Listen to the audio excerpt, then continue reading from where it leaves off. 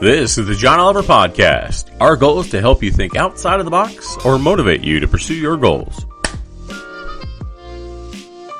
Hey guys, thanks for joining us. My name is John Oliver. Welcome to the John Oliver Podcast. As always, I'm joined by my producer and my director and the jack of all trades, Eli, my son. He's been sick, so how you feeling, man? Not great, but going through it. Good deal. So if you hear a cough or sneeze or a hiccup or a body hitting the floor in the background, it's probably Eli passing out. But no, he's not that bad, but hopefully not that. not that bad. So each and every week we have that question, what are you doing for the rest of your precious life? Today we're starting a new series on relationships. We're titling this one, The Drama Triangle.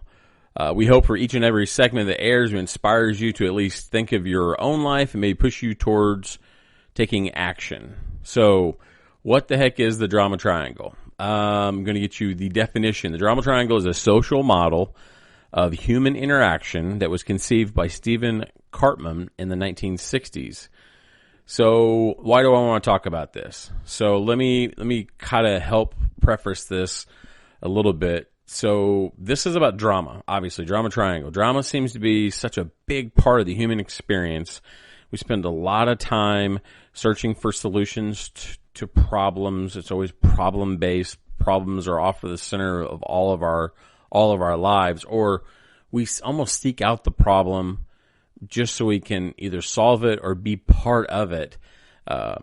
We spread it, there's gossip, and it's always this negative connotation instead of fixing the problem. We're just being part of it. We're here to make choices in our lives to create our lives. And I think that this is a good model to recognize in basic terms of where a lot of us fall. And a statistic that I saw is like 90% of the human race interacts in drama in everyday life, 90% of the time. There's only 10% of the time where we step away from the drama. We don't make ourselves part of it. So I want to educate a little bit about this and give you my perspective on this triangle. So do you feel like you're going through life with little to no choices? You might be part of this triangle.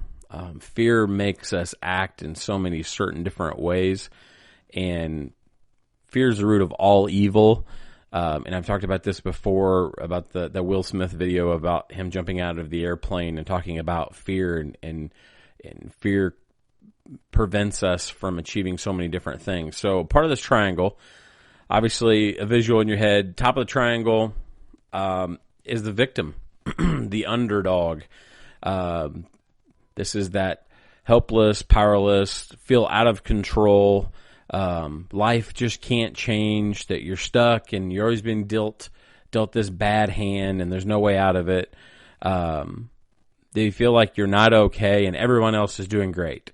You feel, you're hopeless, incapable, you're misunderstood, and you seek someone to rescue you, or to just to be able to validate your opinions that you're right and that I feel this way and I'm justified. So, please agree with me. And there are people out there, and that's starting this triangle, this cycle that just continues around the triangle. A lot of victims will refuse to make decisions. They won't solve problems. They don't get professional help. They do self-care, and they have this changed behavior.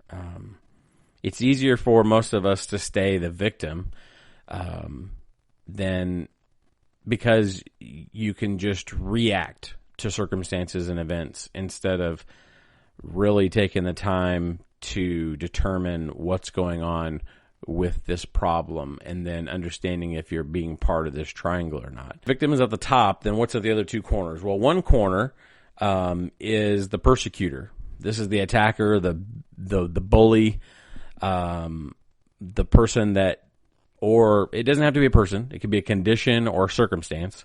It's that thing or person that makes you feel like a victim, that puts you out there. They believe that, they'll say that it's your fault. and you're not okay, but I'm okay. So you need to do what I tell you to do. And that's what a prosecutor does. But it doesn't have to be. A persecutor can be a scale, especially when you're trying to lose weight. If that actual fact number looking at you in your face, that could be part of being a persecutor. Some of the behaviors, they're critical thinkers. They put other people down. They're bossy. Blames others, finger points. They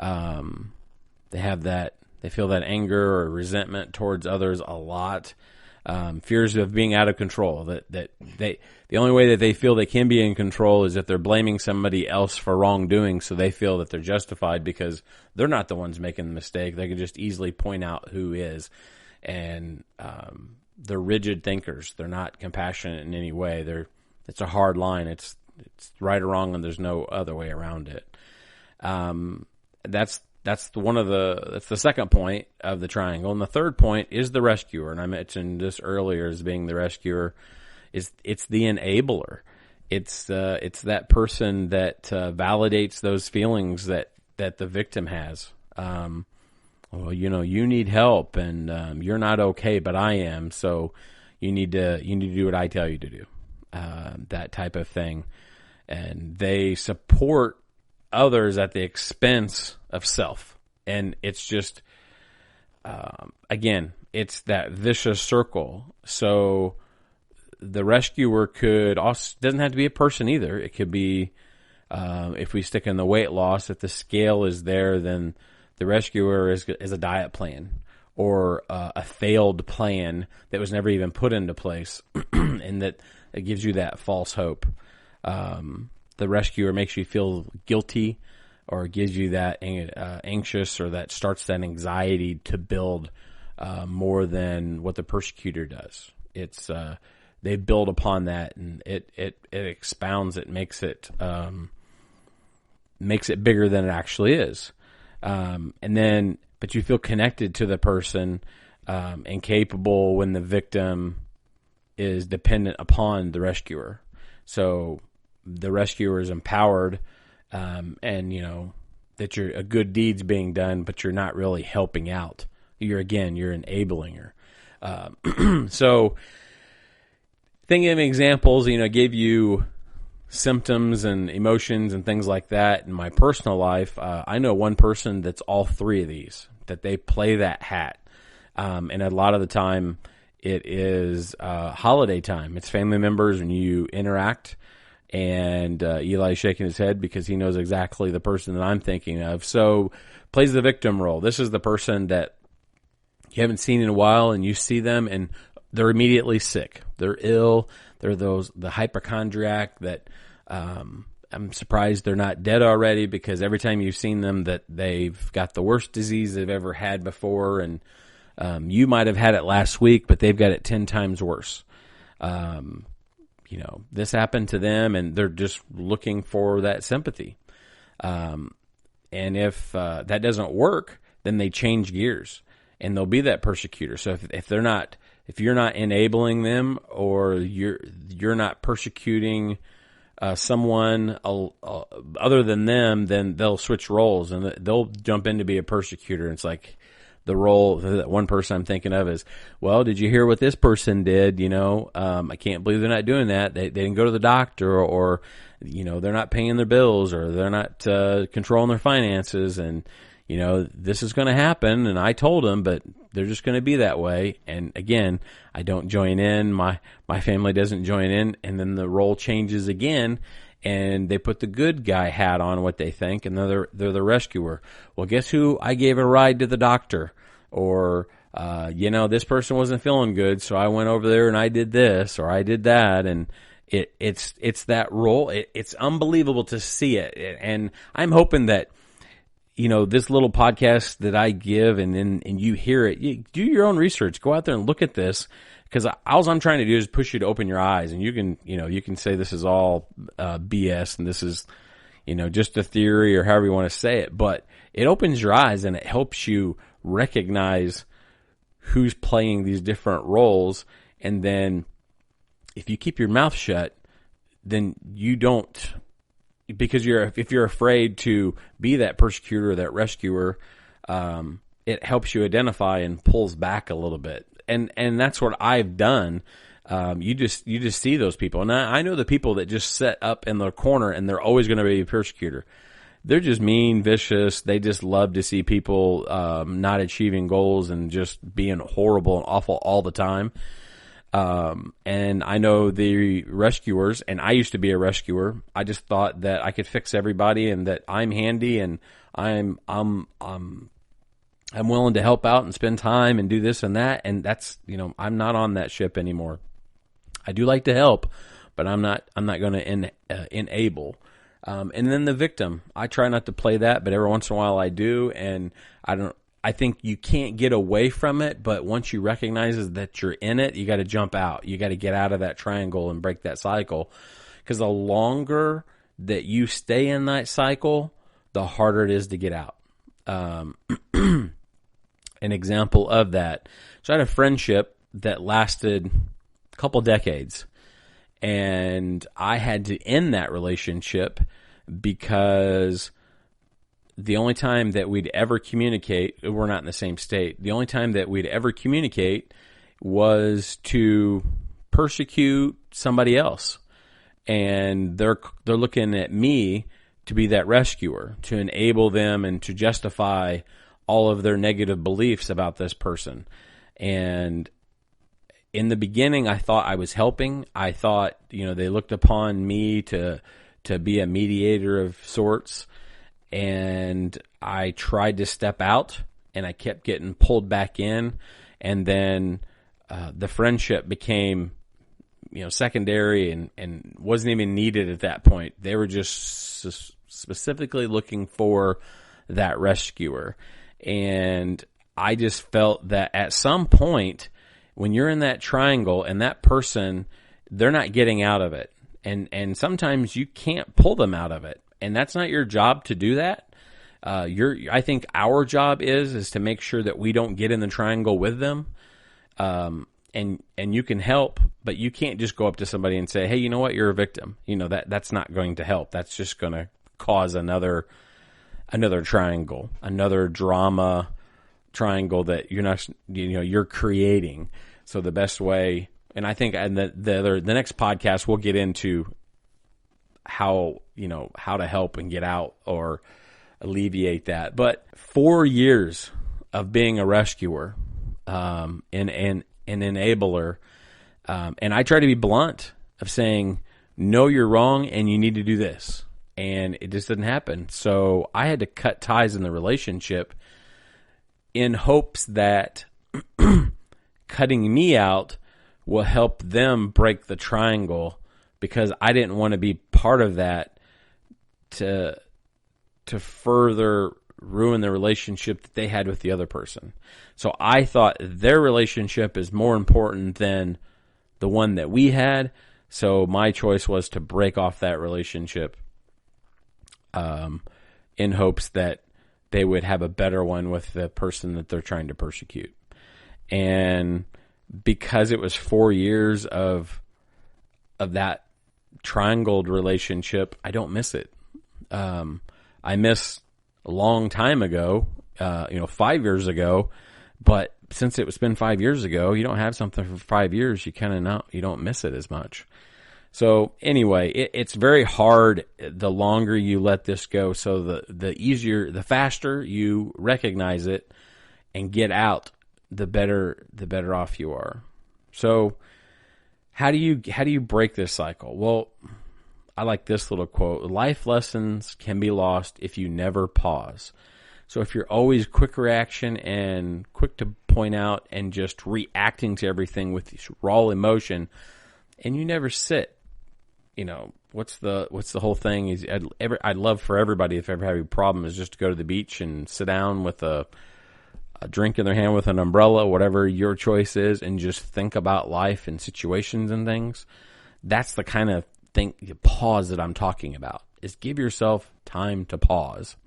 It takes time and a lot of introspect and soul searching to get clear about what you really want to manifest in your life. And that I wrote that and I wanted to say it, and that's why I'm looking at the screen when I said it, because that is very, very important in my opinion.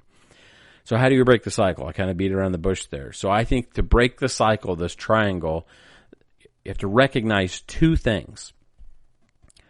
Delusion that lies are at the center of the triangle. So you have to realize that you're not solving the problem, you're reacting with emotion. And instead of recognize what the real true problem is, you're trying to solve it with emotion and finger pointing or helping someone along. The other one is false hope will never be filled as long as the cycle continues. So again, it's you believe that you're on the right path and you're doing the right thing is a false hope that you're going to continue it. But it's just one vicious circle. So an example of that, I'll go to the weight loss so it doesn't offend anybody. I get on the scale in the morning and I feel like I'm overweight. I get on the scale and I see that, oh my gosh, I'm overweight. I've put on 10 pounds. Thanksgiving hit. I ate way too much. Not only did I have the turkey, but I had the 4 servings of pumpkin pie or whatever it is. And that scale is looking at you and then anxiety sets in of, oh my God, I'm overweight. So then you react. I'm going to, doggone it, I'm going to join a gym membership and I'm going to do this and I'm going to do that. And plan's in place and you don't do it. But you've made a plan and you're going to do this. Maybe you spent the money at, Planet Fitness to go do that. And then you get on the scale and it's not moving. The anxiety builds, that's that persecutor, that scale looking back at you. So doggone, I'm going to do a plan. I'm going to go do this. And you might go work out once or twice, but then you're still eating terribly. And you get back on the scale and your anxiety sets in and depression sets in. And the longer this cycle continues, the harder and harder it is. And that's what a diet plan is in some senses, is that it pulls you into it. So delusion and false hope. So I give a teaser here to the next one. So what is the opposite of victim? How do you get out of that? So I asked Eli this question. I was researching all this, and he had the cool answer to his was a villain. A villain is the opposite of the victim. And I go, okay, let me coach you through that a little bit, and that is, let me use Wild E. Coyote and the Roadrunner. So Wild E. Coyote is the villain, and the Roadrunner is the victim. He's, he really never gets caught or anything ever happens to him, but he is a victim because, this coyote is always trying to catch him. Wild E. Coyote is the villain. And what is he doing to become this villain? Well, if it's not a jetpack with roller skates or a hot air balloon with an anvil, he is searching for all these ideas and he is creating all of these contraptions to try to trap, and I assume he wants a tasty treat of the Roadrunner. I know the little brain clouds pop up of the Roadrunner on a rotisserie, getting cooked. Anyway, so the opposite of a victim is a creator. There's not really much negativity around someone that's trying to create things, as long as you're not trying to create problems, and that obviously that goes around the triangle, but creating things new and change is the opposite. So you go from a victim to a creator with resilience. A creator focuses on the vision or an outcome. So you go from a persecutor to a challenger with assertiveness. The challenger provokes others to take action. You go from a rescuer to a coach with empathy. A coach, you have to know that you're a creator and that you have to see others as creators. That'll change your mindset. And it's very touchy. You can have all the good intentions in the world, and sometimes you just have to bow out on trying to change from the rescuer to the coach. And example, like I did, 4 years, I have to bow out. Nothing's working. I can't be that coach role anymore. But a coach seeks to help facilitate personal progress. And if it's not being made, then that's that thin line of where you might be a rescuer. So anyway, I'm hoping that I'll build on this with the future podcast. I'm going to go ahead and wrap up today's with that. As always, Eli, thanks for helping out. I couldn't do this without you. And thanks for tuning in. I appreciate you for listening. Please make sure you subscribe, like, comment on the podcast or on the YouTube channel. And until next time, get a feel for your future.